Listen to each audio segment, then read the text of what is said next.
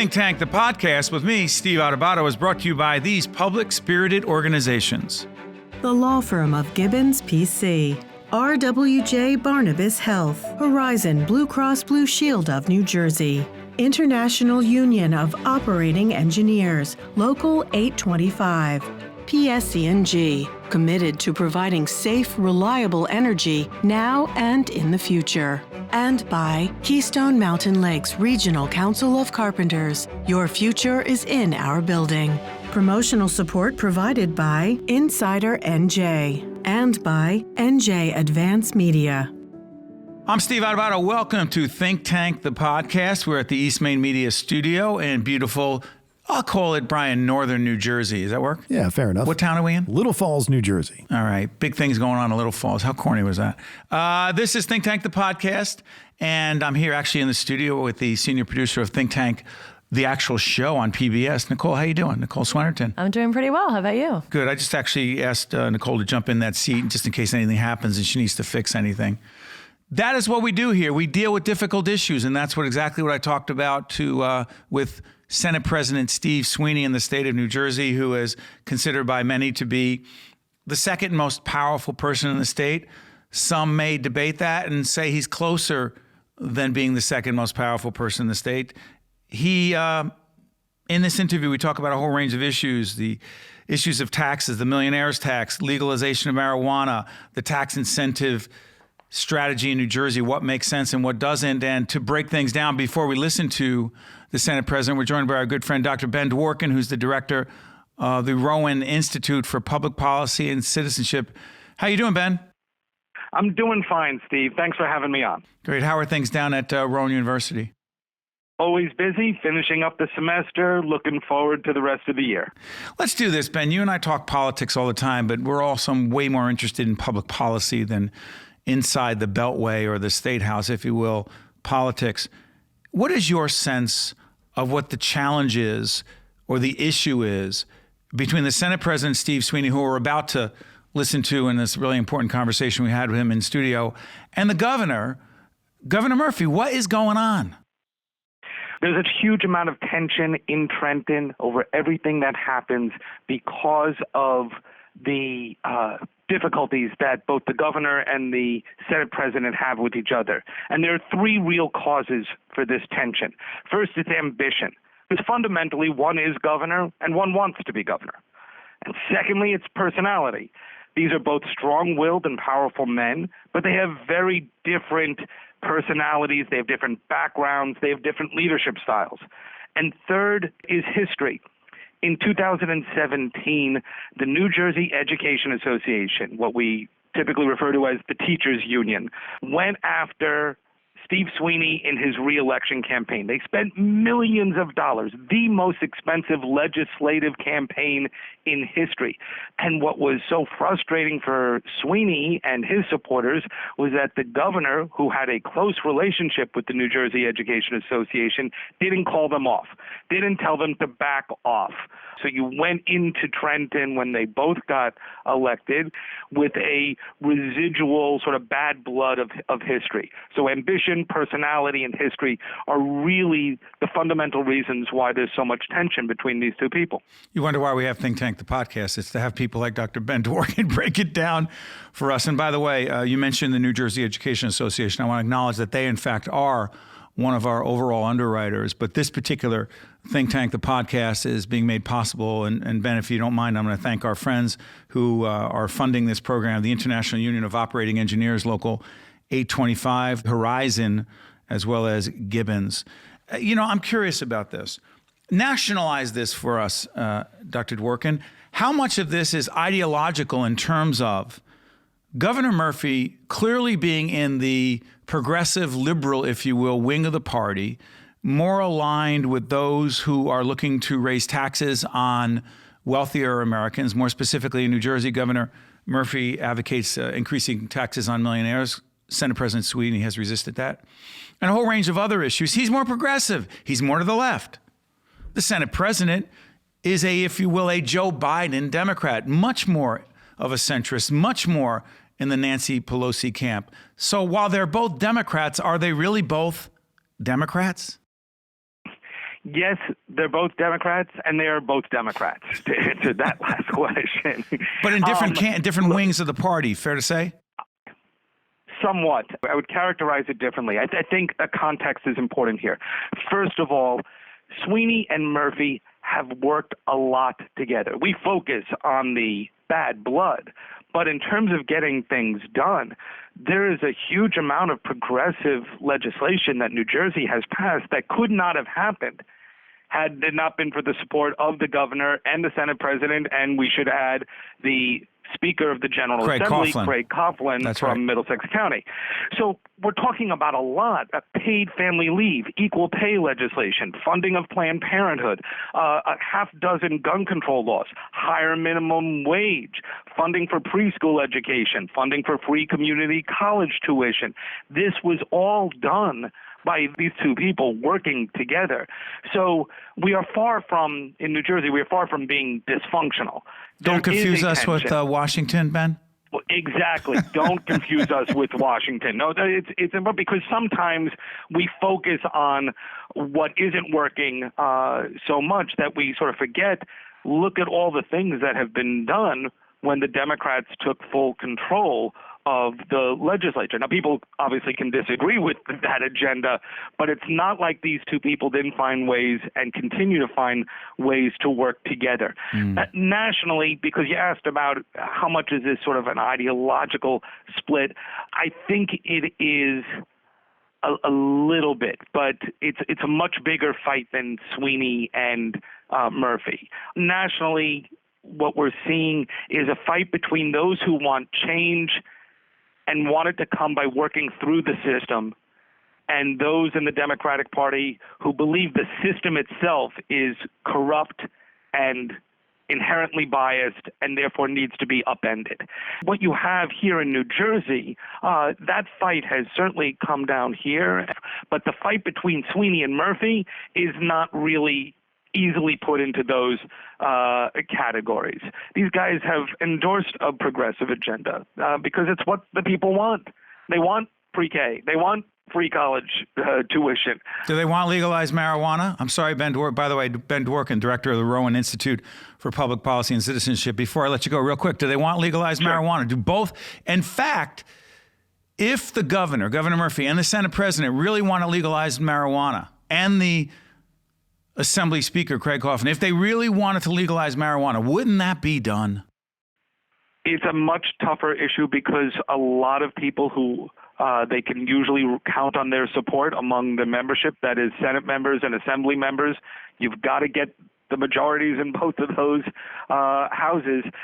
A lot of those folks are not convinced. Got it. They're the ones who are holding off, and they consider it a moral issue, which is why the legislature is punting.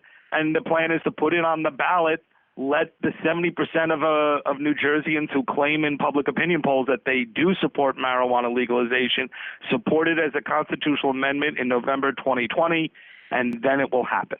Got it. By the way, before we let Ben go, I want to thank our funders again at the International Union of Operating Engineers, Local 825, Horizon, and Gibbons. By the way, Nicole Swenerton, the senior producer of Think Tank, before we let Dr. Dworkin go, let folks know again where they can find Think Tank, the podcast, which is produced so excellently by Lauren Gary, our senior producer, hanging in the background, making sure things happen. Where can folks find us? Sure. So to hear more Think Tank podcasts, you can subscribe on Apple Podcasts or Google Play, or you can visit our website at steveadubato.org. That's ADUBATO. And you can follow us on Twitter at Steve Adubato and on Facebook at Steve Adubato, Ph.D. to see all our great content. And also, on the other end, you can find Think Tank, the show, on WNET, NJTV, WHYY, and a range of other places as well. Ben, before I let you go real quick, and we listen to Senate President Steve Sweeney coming up in just a moment after a quick public service announcement. 2020 in New Jersey, the State House, the level of cooperation between the Senate President, Steve Sweeney, who you'll listen to in a moment, the Governor, Governor Murphy, who will be interviewing at Drumthwacket, the official governor's mansion, if you will, in just a couple of months, and the Speaker of the House, Craig Coughlin, all Democrats. What degree of cooperation do you expect, Dr. Dworkin? I expect that it'll be actually pretty high, probably a little bit better than what we've seen in the past 2 years, when in fact We didn't get the budget done on time, but it took an extra week, but then they got the budget done. So again, far from dysfunction. That we should remember that the governor is up for re-election in 2021. And I think he wants to head into these last 2 years trying to find ways to get some things done. So long as we don't hit a recession, that is, so long as the economy doesn't tank. Nicole just made a face. Then all bets are off. But if that doesn't happen, then everybody's going to be trying to move forward. There will be the residual tensions and the sniping back and forth, but things will get done. 2021, Democratic nomination for governor. Is the Governor Murphy, running pretty much unopposed? Or if you're a betting person, does the Senate President challenge him in the Democratic primary? I would not bet on the Senate President challenge him or any serious candidate challenging the governor at all. He's got more money. He's still popular as politicians go, and his message is one that a lot of people, certainly those who vote in a Democratic primary, agree with. And when you've got those three things, it's really hard to topple them. This has been Dr. Ben Dworkin, the director of the Rowan Institute for Public Policy and Citizenship, our good friends and partners down at Rowan. I want to thank you, Ben. I'm looking forward to having you in the studio, talking a whole range of public policy issues about citizenship, about why these things matter. This has been Think Tank, the podcast. I want to thank you for joining us. Thank you, Ben. All the best, my friend. Thank you, Steve. I appreciate the opportunity. You got it. In just a moment, you're going to be listening to, watching, if you will, the Senate President Steve Sweeney talking about his view of the world as the Senate President. Important stuff. Check it out. Construction companies work at the heart of our communities. So do the operating engineers of Local 825, who build our roads and bridges and ensure the safe transmission of energy that keeps us on the move. Local 825 works with contractors as partners in quality, safety, and training. Our achievements stand as monuments to collaboration that will last for generations. This message has been brought to you by the members of Operating Engineers Local 825. Better building begins here. I'm Steve Adubato. We're coming to you from the Agnes Varis NJTV studio in Newark. We're pleased to once again welcome the Senate President in the great state of New Jersey, Senator Steve Sweeney. Good to see you, Senator. It's good to see you, Steve. Let's jump right into this. Path to Progress is a report that has been researched, submitted, and now says, what are the keys to fiscal health in New Jersey? Well, look, there's several. But you started this whole thing. Well, yeah, I just asked a bunch of experts, basically the best New Jersey has, not partisan in any way at all, just experts. How do we fix what's wrong? And they came up with, 200 recommendations. We whittled it down to, I think it's 36 or 27. I forget the number now. It's been a little while. But it's hitting at the things that we all know need to be done, but they're the hard things. Top of the list. Pension reform, healthcare reform, school consolidation, things that we've talked about for years that is now to a point, these are the big things that have to get done in order to save billions of dollars for taxpayers. Because New Jersey's biggest problem is cost. And without addressing the problems, we're just going to keep pouring money in it. And looking for new taxes to raise without fixing the structural problems doesn't work. By the way, if you listen to us on the audio side, Senator Steve Sweeney, Senate President Steve Sweeney is with us on State of Affairs. I'm Steve Adubato. Question is this. New Jersey's fiscal health, one of the issues that you and the governor disagree on is that he believes strongly that in order to strengthen the fiscal health of the state, we need to, in fact, increase taxes on those who earn the most money. After $1 million, every dollar is taxed more. He says if we don't do that, we're not going to have money for a lot of the programs that people want. He's wrong because those are the people that can leave, and after the federal salt, the state and local tax deduction with President Trump, the federal law. Yes. Cap at 10 grand, that's it. Yeah. State income tax, property taxes, more than that, you're on your own. Exactly. Can't write it off. Go ahead. So now you have a population that's just got hit with another tax because people didn't mind paying them as much because they wrote them off. Now they can't.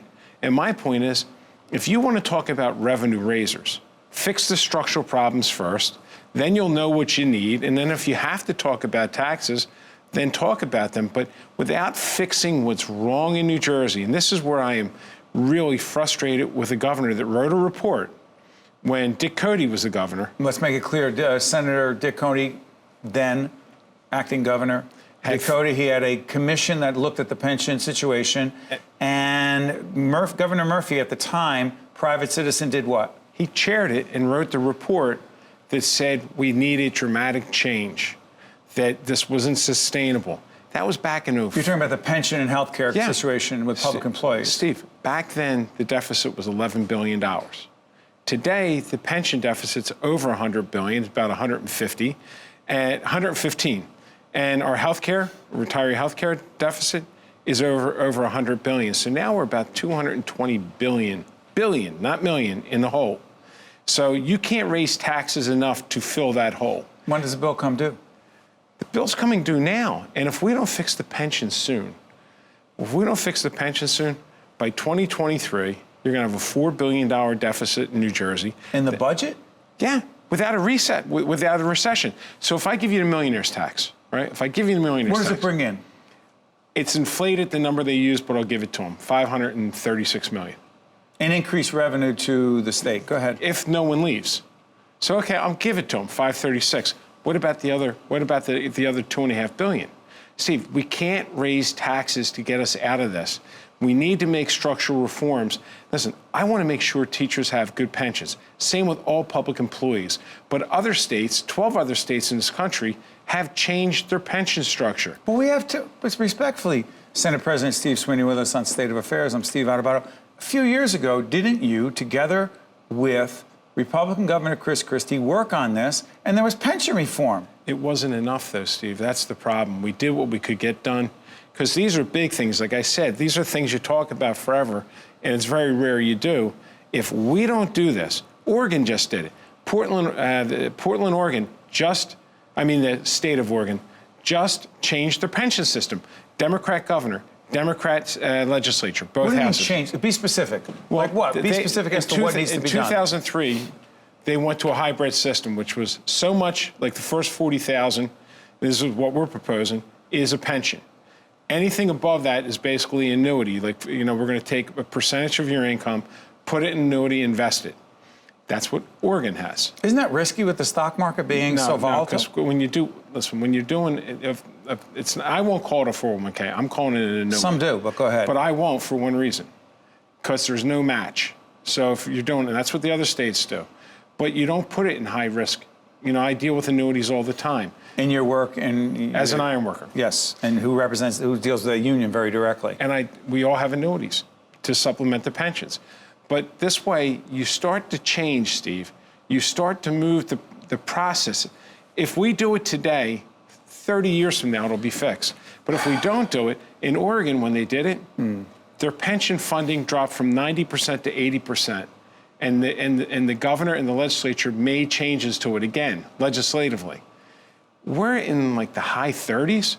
We're almost bankrupt, and people don't realize it. You use that word sometimes, and is that the right word, or Yes. is that hyperbole, an exaggeration? It's not an exaggeration. If we continue the course we're going to be bankrupt. And here's the bigger problem. We can't fund anything, Steve. Everything has to go to pension and health care now. Everything.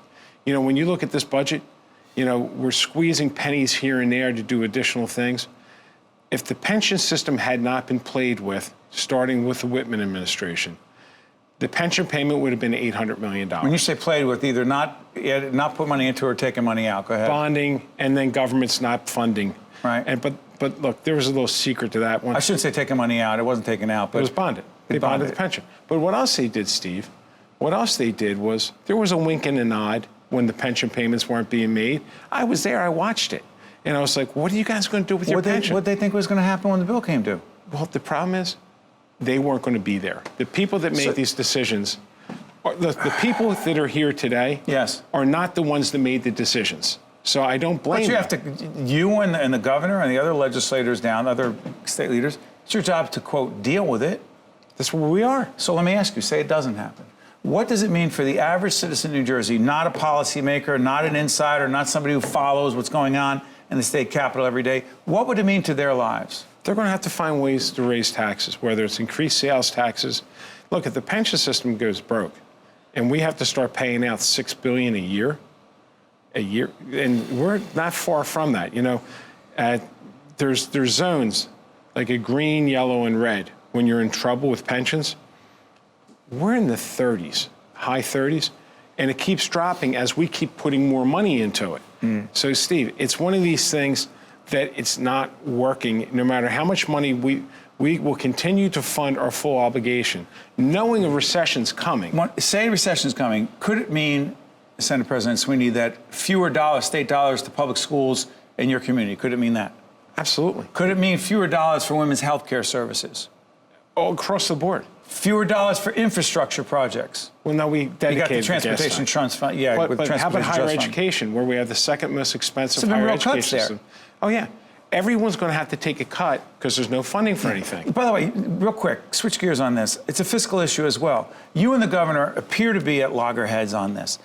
There are several institutions of higher learning, some of whom we collaborate with, and other entities, cancer funding in one of the initiatives. Where is that? I think it's $10 million. That they froze in Camden. Okay, make 100%. That clear. Okay, so there's $230 some odd million frozen from what the legislature wanted to pass in the budget, and the governor said, no, we're not doing that. And how much of that is policy driven? There's a question here, trust me. How much of it is policy driven and just the fact that the two of you often don't get along? It was politics. Steve, you know why you know it was politics? Because 80% of what he froze is what he put in the budget. When he attacked the legislature saying we filled the budget with pork, right? And he said, I'm pork repeating. Meaning projects that are just for your district? Go ahead. And he said it, well, then freeze those projects. If you're feeling they're not worthy, freeze them. But you froze 80% of the projects that were meant to help people. Why is all the cancer funding frozen, all of it, in southern New Jersey, but they funded... You think it was targeted to southern New Jersey? Well, listen, partly because you're there? No, there's things in Essex County that there were are. targeted. There's a zoo I know of, Turtleback Zoo. There's things in Essex, there's things in Central, but they were targeted for anybody that resisted and disagreed. And unfortunately, Steve, look, this gets personal for me. I lost my mother and my brother to cancer. Why would you deny people in southern New Jersey dollars to deal with cancer treatment? It's offensive and it's unfair. You know, I went after Chris Christie when he cut a budget one time and called him a whole bunch of bad names. I don't know what to say when Phil Murphy says, why support these things? Well, then fund them. Because, by the way, they can't answer one question, not one question, how they came up with a list. And what they tell of you, what they weren't going to fund. Yeah. And what they say, the executive order speaks for itself. I said, no. Well, tell me who was in a room and who made the decisions and why this was funded and this wasn't funded. And why would you freeze 80% of your own funding? Stay on that, Senator. I want to make something clear. Senate President Steve Sweeney with us here, Steve Adubato here at the studios of NJTV for State of Affairs. You may be asking yourself, what does the governor have to say about this? And I want to be really clear about this. We have and will continue to work with the governor's office to try to get him in this studio for a State of Affairs interview so that he can offer his perspective on this. I want to make it clear, we've tried. It's been a scheduling issue to date. We will get that done. That being said. I would love to see him. Okay, can we do this? Sure. Quick. You've called for a ban on vaping. Yes. 30 seconds. Why? Because it's an epidemic right now, and you know, these vaping stores are actually using products that are illegal products out of, you know, they talk about the corner, Steve. They're getting them out of China. They're getting into the stream, and people are getting sick. It's worse than cigarettes, because cigarettes is a chronic effect that takes a long time. This is an acute effect where you vape one night and the next day you're in the hospital. You believe that this ban is possible? Yes. There's support for it? Yes. Governor Murphy communicated that he would be supportive? He didn't communicate he wouldn't, and he called for everyone to stop banning immediately. You saw not to stop banning, to ban to stop vaping immediately. Okay. And you know, Governor Cuomo's just came out with an announcement. And President Trump has said some things on this. God, it scares me. But he said something similar. He's right. He's right on this. I can't believe I'm agreeing with him, but he's right on this. Yes. Do this one. Marijuana. Yeah. How far away are we from the legalization of cannabis / marijuana in the state of New Jersey? The governor wants it. I want it, so does the speaker. Speaker Craig Coughlin wants it. So what stands in the way? Some of my members. And we're going to push in lame duck to get it done. If not, we'll put Lame it duck meaning after the November election, up until January, the new legislature takes over. January, whatever, mid-January. And if not, we'll prepare a ballot initiative that we know will be successful. Okay, real quick, I've talked about this before. We have an initiative called Right from the Start NJ, focusing on childcare for infants and toddlers, improving that situation. Just been $54 million of state money going to that. What more do we need to do? Well, you know, Steve, we need to fund more, to be perfectly honest with you. And like Teresa Ruiz, Senator Ruiz, and myself, yes. She's a champion for pre-K, you know, right? She sure has. She has a small child as well. I'm very focused on this. We need to get to birth. We need to get children at birth. My daughter was a preemie. She has Down syndrome. She was in early intervention. The earlier you get someone, the more they learn. Your brain, 85% of your brain develops from birth to 5 years old. So we should be looking at putting as much money in as we can early, because it's that old Fram commercial, pay me now, pay me later. Got to pay either way. You make that investment up front. Thank you, Senator. Thanks, sir. So that was New Jersey Senate President Steve Sweeney. We had an in-depth interview. That was a couple months ago. Let me update you on a couple of things. First of all, this vaping thing. We have 2 teenage boys, and whether you have boys, girls, or anyone who is of age to potentially be vaping, that's some serious stuff. Since we did that interview with Senator Sweeney, Governor Murphy, this is one of the few things they've worked together on. Governor Murphy has actually signed a law, the first in the nation, that bans flavored vaping products, that takes effect April 2020. Let's make sure that we understand how serious the situation is when it comes to vaping. So when people say things like, oh, we don't really know how bad it is, that's it right there. But that's what they said about cigarettes for a period of time until we knew. Then it was too late for many. That being said, I also want to do this. I want to thank our funders who continue to make Think Tank, the podcast, possible. That is, in fact, the International Union of Operating Engineers, Local 825, Horizon, and Gibbons. I want to thank those folks for helping us bring this program, not only on the audio side, but on the video side, to the folks at News 12 Plus. That's every Sunday, by the way, at 10:30. A couple things before we close out this podcast. You know, it's interesting. People say there's a partisan divide. There's polarization in the nation. Democrats, Republicans, conservative, liberals. They don't talk. They don't get along. They don't get things done. Think about this. In New Jersey, it's a so-called blue state. Most elected officials are Democrats. Phil Murphy's a Democrat. Senate President Steve Sweeney, a Democrat. Where are they on the millionaires tax, trying to increase taxes on millionaires? A stalemate. Where are they when it comes to the energy master plan? We don't know, but it looks like they're not talking very much about that. Where are we when it comes to the legalization of marijuana? They're not talking anymore. Here's my point.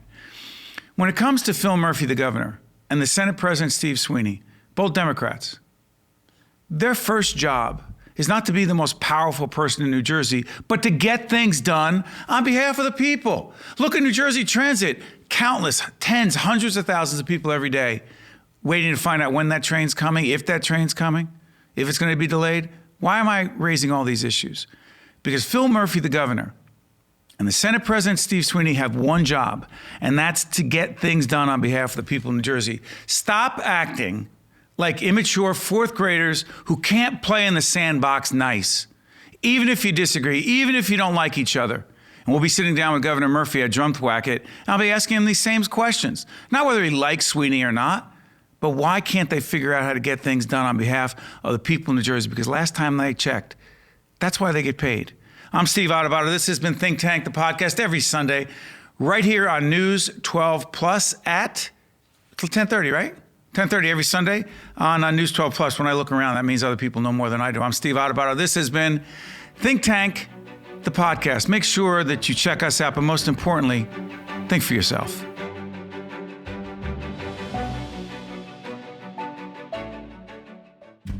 I work for Horizon Blue Cross Blue Shield, and I'm a catastrophic case manager. I'm a nurse. I feel a sense of responsibility to each and every member that I speak with on the phone. I know where they live, I know their towns, I know the hospitals they go to. A lot of times I know their physicians, and I love helping people at very difficult times of their lives. The job I have now is the perfect job for me. I think I was born a nurse. Think Tank, the podcast with me, Steve Adubato, is brought to you by these public-spirited organizations. The law firm of Gibbons, P.C., RWJ Barnabas Health, Horizon Blue Cross Blue Shield of New Jersey, International Union of Operating Engineers, Local 825, PSE&G, Keystone Mountain Lakes Regional Council of Carpenters. Promotional support provided by Insider NJ and by NJ Advance Media.